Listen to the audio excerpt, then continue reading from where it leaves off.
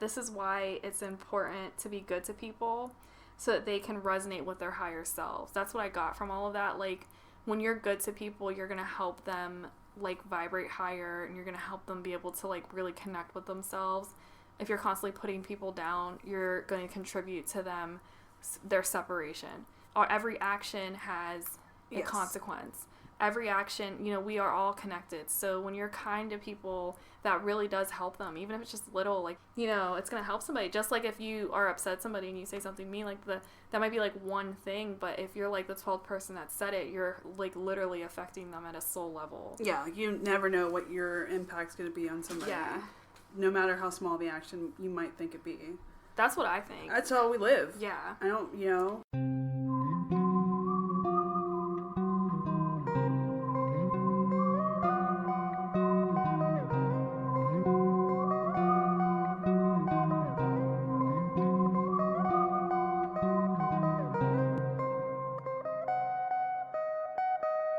Hi, guys. Hello.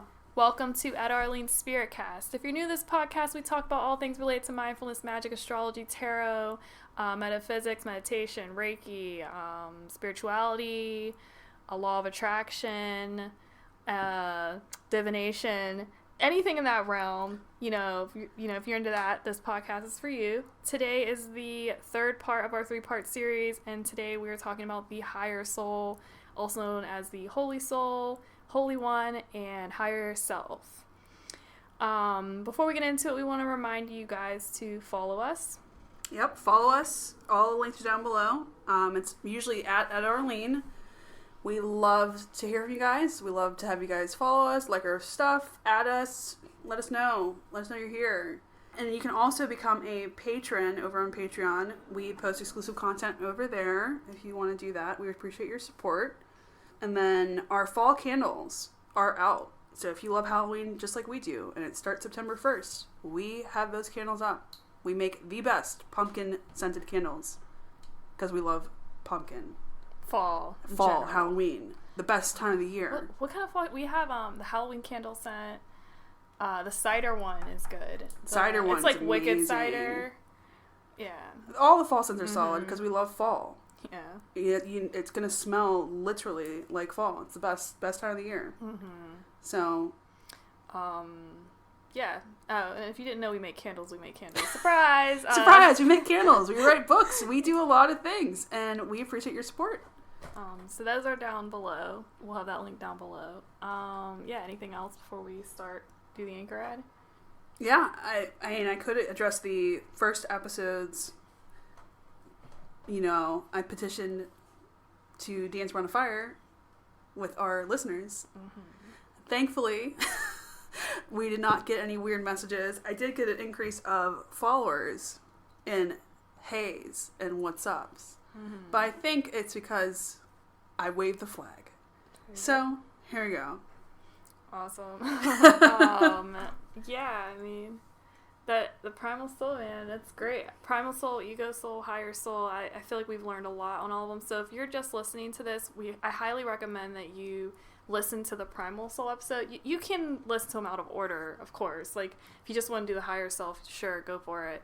But the primal soul is really eye-opening for me because it did make me understand, like, that soul that needs nurtured. And in one way is dancing around a fire naked if you feel so inclined. And if you want to hear why she says that, please listen to that episode. And then the ego soul made me like really appreciate my ego more. I mean, we were talking earlier and you said that we're drilled so much to like hate our egos. Yes, and, it's the ego death. We're drilled so much to dislike that and to kill it off, but in reality, we need it. It's a part of you. It's a part of you, and what you're actually killing off is the poor programming. Yeah, like I said, if you didn't listen to the ego episode, you have to listen to it so you can grasp why we're saying that. And, it's about balancing it. That's why we're doing all of this. So if you're like completely turned off or confused, like, oh, hey, wait, I thought we were supposed to hate our egos, then listen to the ego episode. Yes. Or even better, get Devin Hunter's book. Yes. He's not the only person who talks about like the ego in that way and like loving your ego and learning that and making it work for you. I mean, we do that all the time whenever we're doing like affirmations and stuff like that. It's like retraining our ego minds and taking our power back, because that's what the ego is about. It's about like you having that power again. And I'm not going to talk about the ego too much. Like I said, it's in our last episode. Please listen to it. Today is the higher soul. And we are referencing the Devin Hunter's, which is Book of Power. It's linked below. Link below, too, if you want to join in and read along with us. I'm still teasing the idea of doing the book club. I think it sounds phenomenal. I think it's a great idea, too. Yeah. I think the next book we've been talking about reading, not reading, we both already read it. It's actually free. It's a public domain now. But you're more than what we ended up buying our copies because we wanted the cute covers. And I wanted to annotate it, like, too. Yeah, you're a mega Virgo. You love to annotate, and the way you process things. We didn't talk about that either. It's funny. Yeah, like, on that. On that note, we had done our best friend sent us this thing about like our astrological energies and like the zodiac signs and their emotions, and we were laughing because I'm a Virgo and she's a Cancer, and it was mine had said that Virgos like to like compartmentalize like their emotions and like kind of break them down into like I don't know how to say process the data. Yeah, it's like processing it and figuring out like where it's coming from and kind of working through it that way. And then it described the Cancer that Arlene is as being like this flood of emotions just coming at you, and we were like laughing. And a I'm sea like, of emotions. that's why we have Discord, because there's a lot of times where I'm like not registering why she's having like her like feels. I'm like, it's just do this, and then you're like, you don't understand. Well, I think from my Cancer's perspective is like, we feel so much and we can pick up on people's energy so easily that we expect other people to be able to do the same. And when it doesn't go that way, it just causes more emotions. You're like, why? Like, why don't you get it? Like, why can't you hear my thoughts and know that I'm thinking of you? You know? Shit like that. Yeah. And as a side note, if you're not a Cancer and you're resonating with that, look at your chart. You might have Cancer somewhere, like your moon or your rising, that's like influencing it, or somewhere else, because Cancer in that chart will definitely get you in your feels depending on like Cancer, Pisces, any water sign. The water signs. Real. Yeah. I do not have a lot of water signs in my chart, by the way. If, you're like, oh well, she might have some. I think I have like one. We have one. It's our charts my chart's pretty balanced though. Ours are balanced. Yeah. The only difference is I have an additional air sign where she has an additional water. Yep. And what it does is it like really is interesting. So the rest of my chart's almost all like, it's mostly fire and earth, but that Cancer's holding strong. Cancer's holding strong. My sun is representing. So, okay. Yeah. Oh, back to that book. So the book we were talking about was The Game of Life and How to Play It. So that is, if you are a Law of Attraction fan, this is the book for you. Yes. It's like one of my favorite Law of Attraction books. And honestly, after like reading so much about like magic and stuff like that, it is almost like magical too. It's almost like a magic book because it talks a lot about like just putting these like energies out there. But we were thinking about breaking that down. It's probably going to be in like an episode or two. I think our next episode, I'm not sure. I think we're going to talk about like the different energy modes. Stay with that. You'll know what that means. Eventually, but we, you heard us talk about like blackout mode, Babbage mode, yeah, certain keywords mode, that like we use. Yeah, and then we're gonna do the Game of Life and how to play it. So feel free to read it if you want to, talk about it with us. I can link it too. Might as well. Well, we'll link it down below. And like I said, it's free. You can listen to it for free on YouTube. Yep, it's all on YouTube. If you're into audiobooks, and there's a ton of books we were thinking about doing. Yeah, because we want to, we're in Spirit College. We always say that. Mm-hmm. We are in Spirit College, and we always have new material that we're studying. And we do get asked a lot of questions on things. We want to, like here's the reference. This is where I got this from. This is why I think this, stream of thought. This is why. So that's why we're going to do more stuff like this. Yeah. Honestly, some of our guests were guests because we read their books first. Ernesto's a prime example. Yeah. A prime example. Our best friend gave us his book. Yeah. And we loved it so much, we asked him to be on the show. Mm-hmm. And hopefully we'll get Devin on in the new year, depending on what our schedule's like. Yeah, whatever's going to happen is going to happen. Yeah. Whatever is meant to be will be. Yep. So. All right, so let's play that anchor ad so we can talk about the higher soul. All right. This is not an anchor ad. That means you are listening to this episode on YouTube. If you're enjoying this podcast, please like and subscribe to our YouTube channel. Our podcast is available on all major podcast platforms, including Google Podcasts, Apple Podcasts, and Spotify. Okay, let's get back to the episode.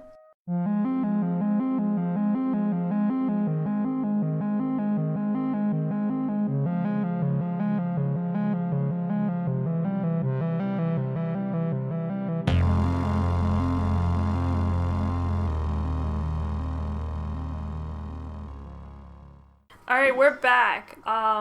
Okay, guys, we have Reiki at the end of this episode. Every episode has Keep Reiki that at in the mind. end. We always forget to mention it. Go do that. So, all right, let's talk about this holy soul, the Holy One. Okay, this quote's amazing. This is in the book. You are a divine being, an all-powerful creator. You are a deity in jeans and a t-shirt, and within you dwells the infinite wisdom of the ages and the sacred creative force of all that is, will be, and ever was. And that is by Anton St. Martin. Anton St. Martin. Okay. All right, let's get my notes, because I took a lot of notes on this. All right, so your higher soul, also known as Holy One, Holy Soul, and Higher Self, is connected to divinity and the birthplace of our unique spirituality. Now, that stuck with me because it says, like, unique spirituality, and that's something that we've always believed, that your spirituality is yours in your own and your, like, interpretation of processing, like, the divine. So it's, like, cool that he said that, because that's where we find that, like, what resonates with us and what practices we want to do. And it's in that higher soul. So it's concerned with our drive to manifest the evolution of the soul. It wants us to be aware of our true potential. And this can cause issue with the paradigm of self. Okay. So what I got from that was the idea that our higher souls, our higher selves know what our path is. Like, they know our, like, blueprint and everything. They know what would work out for us, but we get so stuck in, like, the societal programming or, like, social conditioning that there ends up becoming this, like, discord, and we end up, like, losing that connection with our higher selves and our higher soul purpose, because we end up talking ourselves out of it, which, you know, let's assume your primal soul is out of whack because you know, you're not doing something that you really want to do at the core, and then your ego gets out of whack, and your ego's telling you, well, no, you can't because you're not allowed to. Society, you know, that's just not how you're not allowed to. Sorry. And then it goes to the higher soul, and your higher soul's the idea of doing what your purpose is ends up becoming completely rejected. So that's how, like, that all kind of intertwines. So your primal soul seeks love and comfort. Ego wants control and separateness. Higher soul wants soul evolution. This divinity is in all of us, and we draw down enlightenment from our higher soul. In times of stress, we can access our higher self to help us understand the road ahead, and, like, to process, like, why this is occurring, and then the higher soul will help us stay present. That's why I think meditation is so, like, important, because it can help us get back in touch with our like, higher self and our higher purpose, and understanding, like, okay, this is why this is going on. This is the lesson that's in it for me. One thing he mentions is that the sacred images of saints, you know, they'll have, like, the golden, like, halos around them. He said that represents the higher soul illuminating the mind. Yeah. So you experience the Holy Soul in action during spiritual awakenings. And that's, like, also those, like, aha, like, spiritual moments. That's that higher soul guidance coming through. And we all receive the higher soul guidance all the time. We're just not crediting it. We're just not, like, acknowledging it. Yeah. So he says, describing the higher soul is as difficult as describing a newborn nebula. Our higher souls are something ancient and timeless. And that hit me, like, you have all this power, like, within you. Like, that is, you have this, like, ancient energy. Like, imagine what could happen if you decide to tap in. Yes. And that's what I think is funny. We didn't mention, you did a really crazy card reading for me. And it talked about me unlocking some of the energies, but Yeah, she did like a like one of those, why am I here? What do I need to know? Where was I last from? And so I did this like it was like a starseed type style reading, and it just basically laid out even down to like the guide she needs to like talk to. Oh yeah. All right. So our higher souls direct us to our higher calling. Some even believe it holds the blueprint to our existence and the roadmap of our destiny. Our higher souls are an emanation of God and connects us to something much bigger than humanity. So this is connecting, like, we're all interconnected. This is connecting us to, like, the cosmos. And the key words for our higher selves are divinity, destiny, stewardship, and karma. The frequencies associated with it are higher tones, so we're looking at, like, high C through B7. In sound therapy, these tones help us to release lower frequencies from the energy body and can also help increase our psychic ability. So as you're like healing and connecting with your higher soul, it's going to help you connect in general and be able to get like psychic information and stuff like that. And probably any of those, like anything you think of like spirituality, like any, oh my guides are talking to me, anything like that is going to, be more accessible as you reach out to your higher self. Our higher souls carrying karmic momentum, past life knowledge, and soul wisdom. On rare occasions, the higher soul can become corrupted, though. Now, this is interesting. And now he says it can become corrupted through suffering and traumatic life experiences that twist it.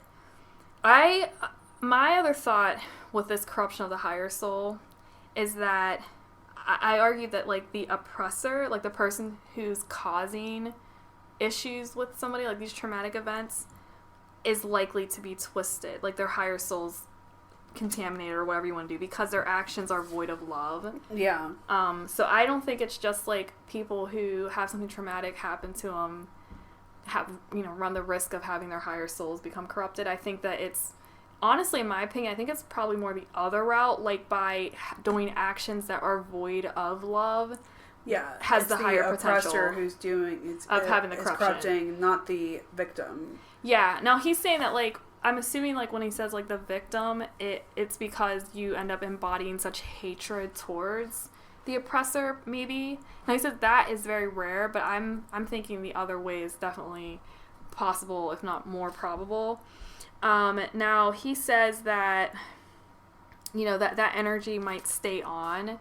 Because he talks about, like, how the higher soul is what, like, we think of that passes on, like, our spirit, like, traditionally. So those after who, like, have issues in this life and have, like, God forbid, corrupted higher soul or have issues might get stuck in this, like, plane. He was talking about, to the point of it being so contaminated it becomes demonic, which is terrifying, but he says this is very rare, and as far as that, like, extreme, but some of those, like, hauntings you, like, think of, and stuff like that, like, oh, this energy is still here, some of that is because of, like, the trauma that ends up affecting the higher soul. And he adds, like, well, that, I think it's when, like, people think of, oh, that the spirit couldn't pass on, that's why they're here. Like, they're stuck in a loop because they couldn't pass on, because there was unfinished business. Well, he said, too, like, that they're set, like, you don't have, like, that ego anymore, and so you don't have that ego telling you, like, grounding you or whatever. So you're just this, like, information. I don't know how it works. Like he said, talking about higher souls, like, talking about a newborn nebula, so... Yeah, try to figure that out. Yeah. But what I did get from it is that this is why it's important to be good to people so that they can resonate with their higher selves. That's what I got from all of that. Like, when you're good to people, you're going to help them, like, vibrate higher, and you're going to help them be able to, like, really connect with themselves. If you're constantly putting people down, you're going to contribute to their separation, period. Think what you want. Every action has a consequence. Every action, we are all connected. So when you're kind to people, that really does help them. Even if it's just little, like, you're just like, oh, you look really cute today. That, like, reverberates. Because if enough people say it, it's going to help somebody. Just like if you are upset at somebody and you say something mean, like, that might be, like, one thing. But if you're, like, the 12th person that said it, you're, like, literally affecting them at a soul level. Yeah, you never know what your impact's going to be on somebody. Yeah. No matter how small the action you might think it be. That's what I think. That's how we live. Yeah. I don't, be the energy you wish to attract.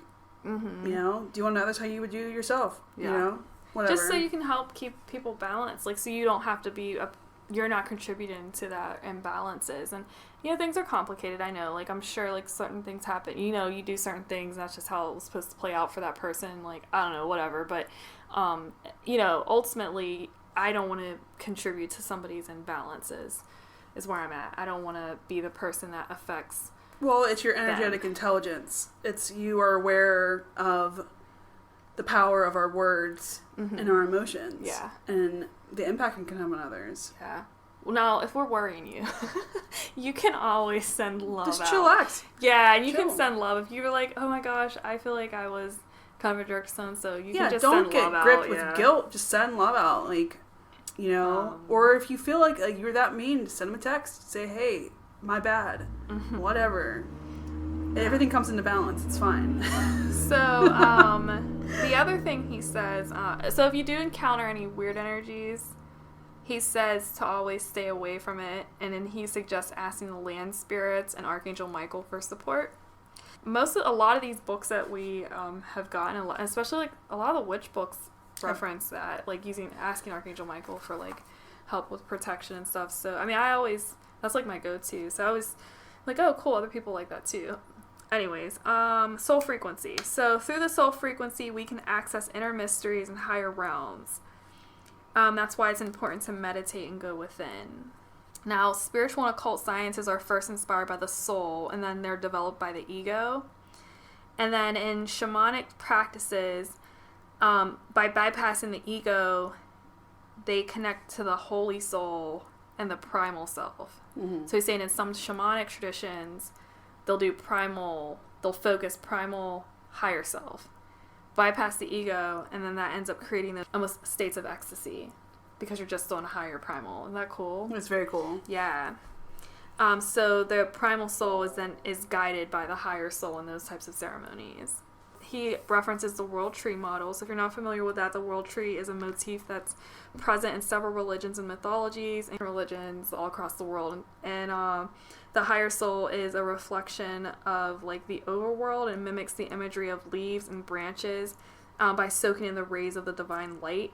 So you often hear like the idea of divine light coming down, and that's going to be working with like your higher soul, or your higher soul is going to be like influencing that.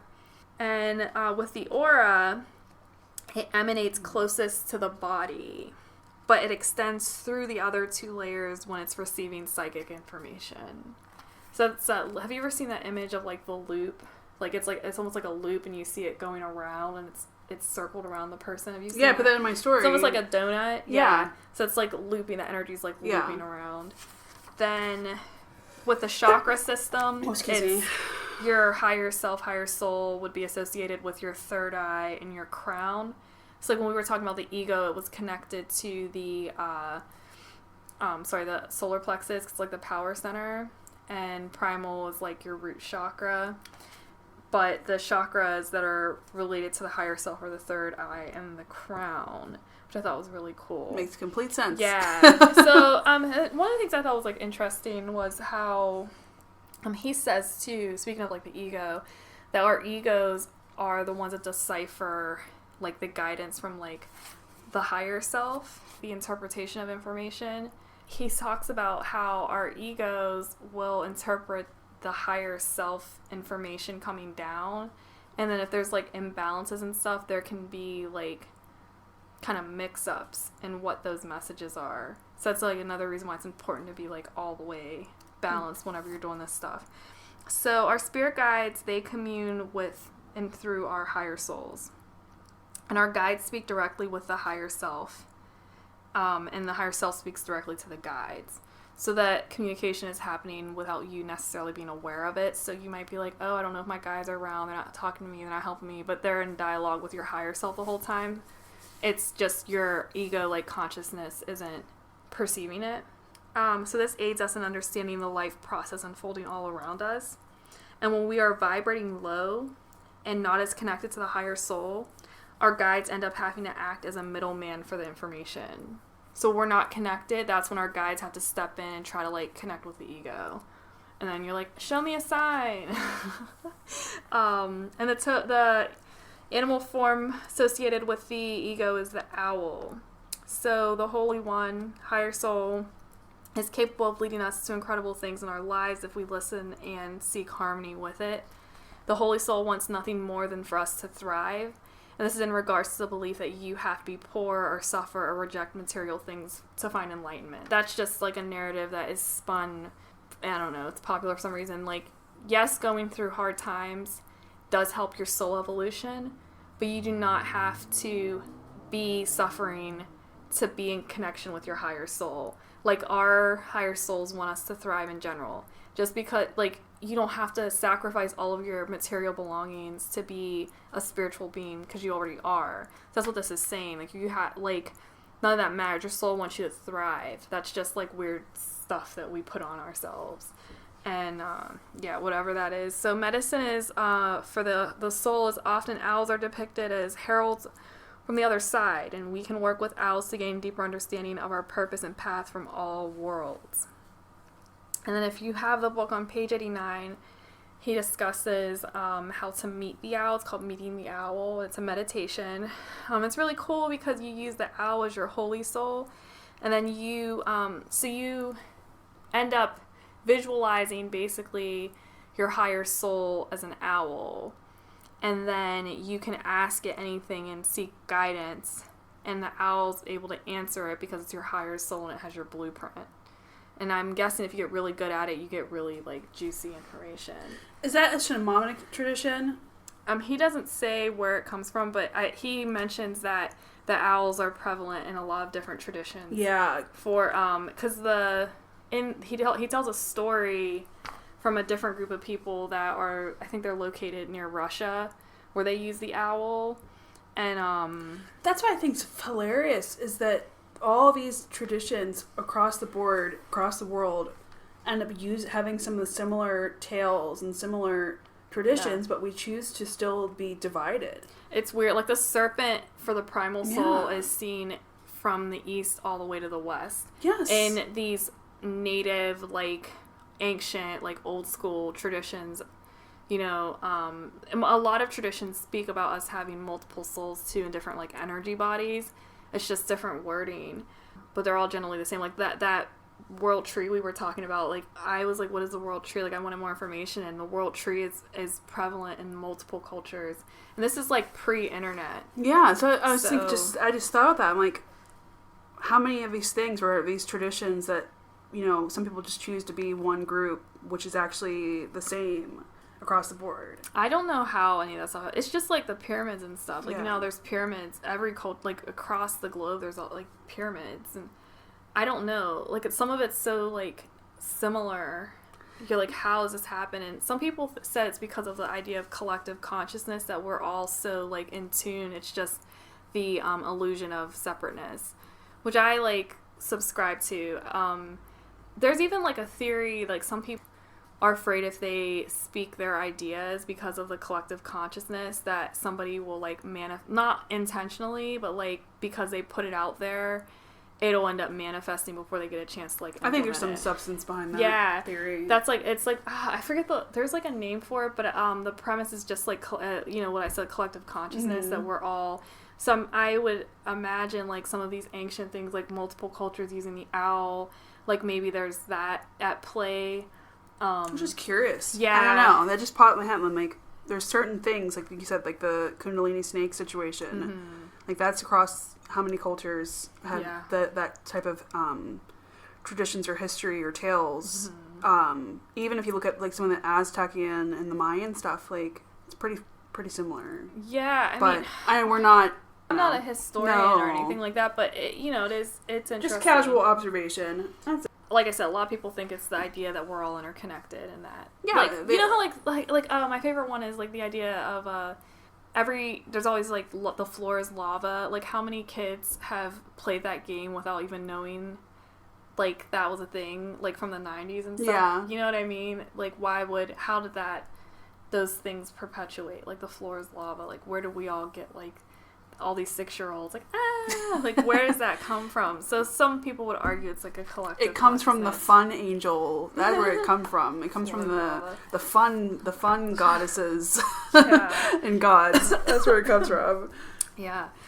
Okay. Oh, so so there's the owl, and then this one I thought was interesting. This to me was like one of the most like witchy like visuals that I got from the book, and it's this owl pellets.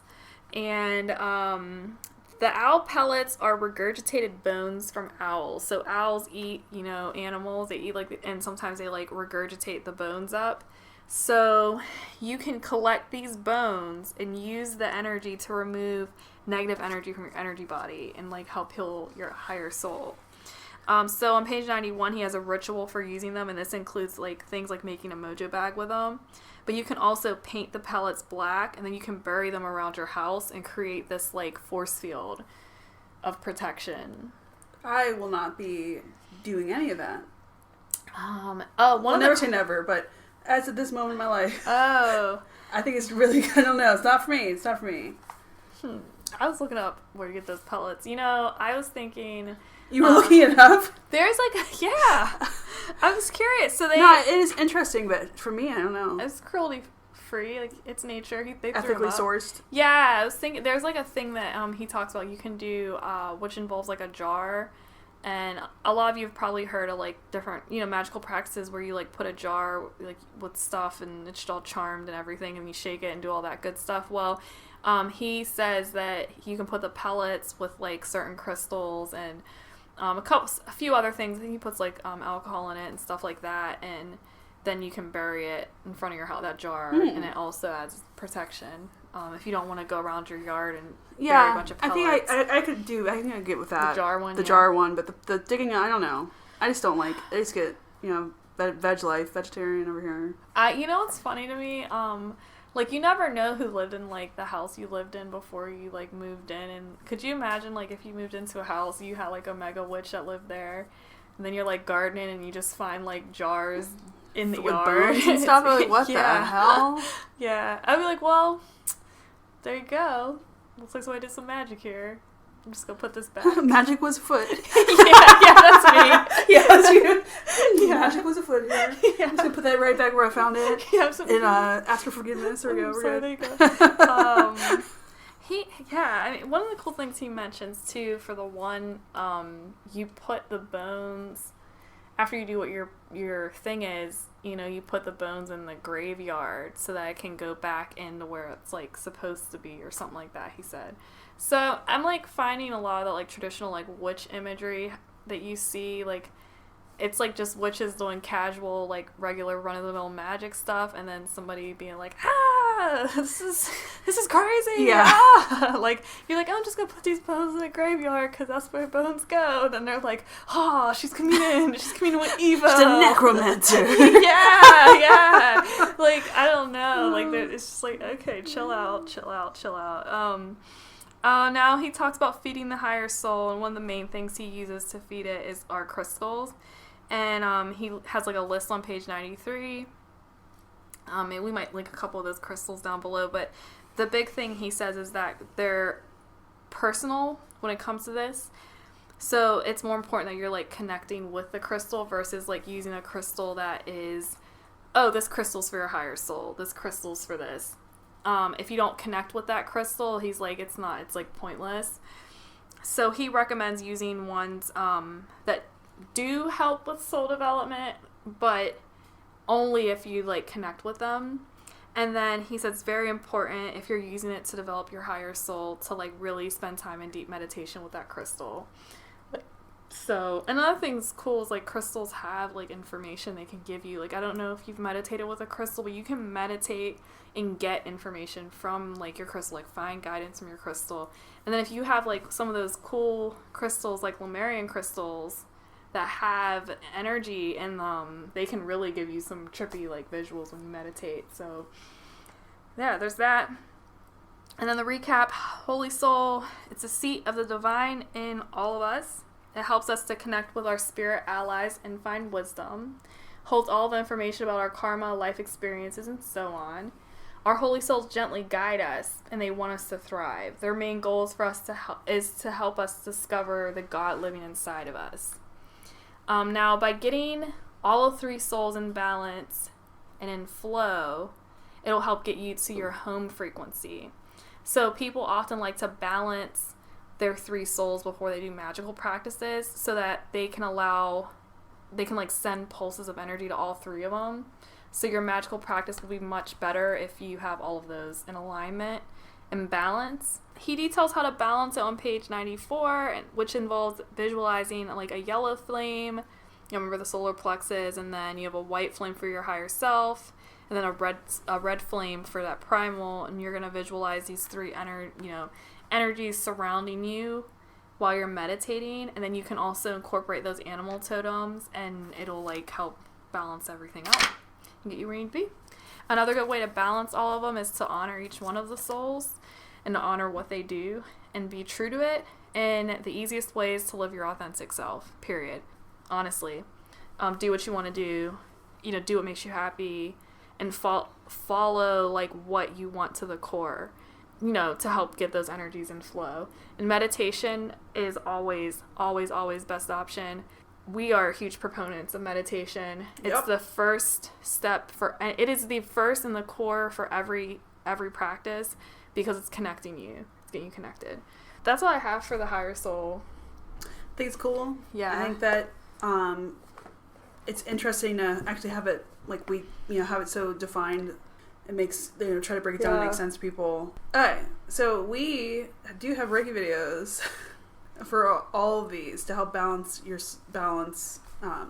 each part of your soul. So you can use those too. Alright, so if you keep listening, we'll have Reiki, and all you have to do is be open to receiving it. I do not recommend driving while you have Reiki because it can make you sleepy. Thanks for listening. Bye.